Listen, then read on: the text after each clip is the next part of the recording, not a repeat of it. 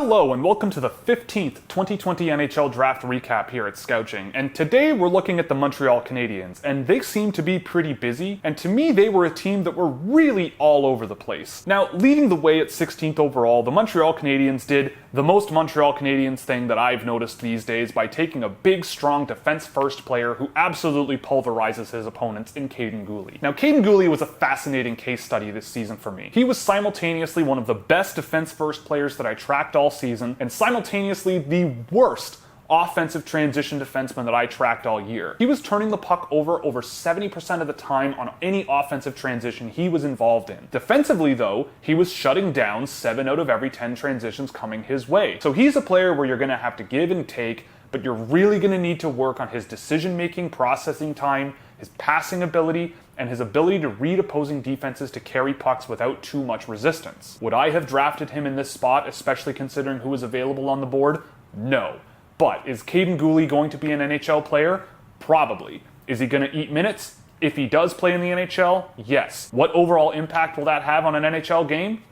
I don't know. I guess we'll have to wait and find out, because at some point in the near future, he's going to be in the NHL. And he's right up the alley of what the Montreal Canadiens seem to be looking for in their draft picks, especially on defense. And we'll have to see what happens. I just felt that there were players available at 16 that could be potential core pieces for a team that has really struggled to score the past few seasons. I will grant that Kaiden Guhle is an absolute animal out there on the ice, so I guess if he turns out to be one of the best defensive defensemen in the NHL, then that's a solid pickup at 16th overall. At 47th, the Montreal Canadiens continued with their big man strong heat big players and take Luke Tuch from the NTDP. Now, I don't really know what I see in Luke Tuch that really leads me to believe that he is a potential impact NHL player. He plays hard, he skates hard, he hits hard, but I saw him take countless shots from the blue line off a rush. I saw him dumping pucks in on rushes where he really had some room to work with, and I just felt that he was an old school player playing in 2020 where I think the game has just passed that style of play by. I think there's interesting mobility with Tuch, especially in a straight line for a player like him, and he certainly does use his physical aggressiveness well and can separate the puck effectively.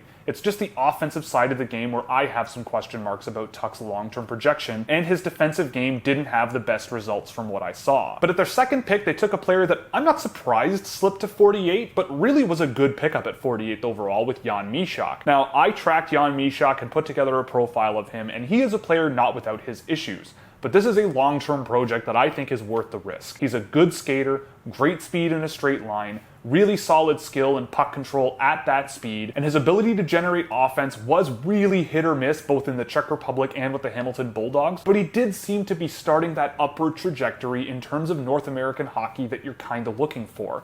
Towards the end of my tracking, he did seem much more comfortable setting up plays in the offensive zone. He's got a great shot to work with. He's a bit of a project, and you need to work on some defensive issues and some puck control and transition ability moving up the ice, but I think there's an interesting project here with Yohan Mishok, and I'm glad the Montreal Canadiens took a swing on him. At 102nd, Montreal went to the prep school circuit and took Jack Smith, and I've gone and watched a bit of tape of Jack Smith. I'm always skeptical of Minnesota high school players and prep school players down in the States. You never really know, and at 102, I can't really complain. He's got some interesting skill. There's an okay shot there as well, but I didn't really see enough to put him on my final list. And speaking of which, at 109 with Blake Biondi, the big weakness for him is skating. I've seen a bit of Biondi at the USHL level and didn't see a guy really moving the needle, and I feel like he could be a player who scores a lot more in high school because you can get away with a lot more in high school. He's going to a good program at University of Minnesota Duluth, so we'll see what happens when he's at college. I just never saw much of a needle mover at the USHL last season, so I wouldn't be surprised if there's a little bit of an adjustment period for him going to the college route. But then at 124, the Montreal Canadiens took a player that I was absolutely shocked was still available in Sean Farrell. I really like Sean Farrell, especially at the 124th pick,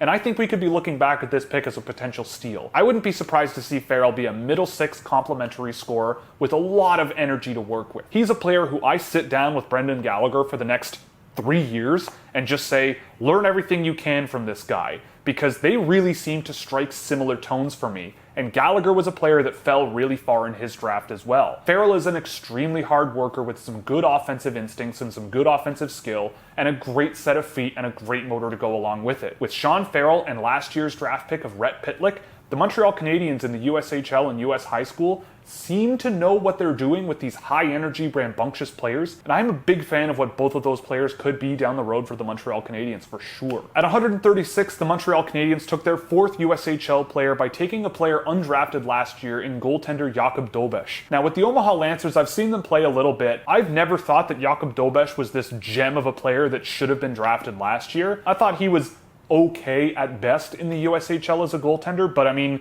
he's going to Ohio State. You can let him develop there, and who knows? Goalies are weird. The Montreal Canadiens are already pretty well set up in net anyway, so it doesn't really make that much of a difference. I just thought they might have gone with a more higher upside and younger player pick here. And at 171st, the Montreal Canadiens continued with their trend of just big, strong men who play big and shoot big in Alexander Gordon. He is an absolute unit of a hockey player. He was a player who I noticed when he was put on a line with Marat Kuznetsov, and Kuznetsov was setting him up for one-timers and shot attempts constantly, and I think Gordon has a pretty good shot on him. He's a heavy player, he's got okay skills for such a big, heavy guy, but I don't really see a tremendous amount of upside here. His skating isn't necessarily on a good enough level, and I just really don't know what his impact on the game is outside of getting him in the offensive zone and shooting the puck, as well as hitting players. So it'll be interesting to see what happens with him over the next few years, but I really didn't think this was a player that was going to get a pick. But I guess for the meme potential of just how much of a beefy kid this is, it's kind of interesting to see them take a swing on him, and we'll see what happens over the next few years with him. So for the Montreal Canadiens, I'm going to be giving them a 2D. I really think it's a mixed bag here. I thought there were better players on the board when Kaiden Guhle went.